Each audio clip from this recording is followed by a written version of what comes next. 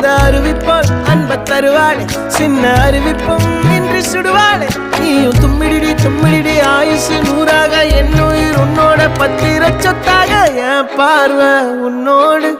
உன் பொம்மை கண்ணோடு பேசாமல் விண்ணோடு நாம் மிதந்து போவோம் காதாரா அடியாளோ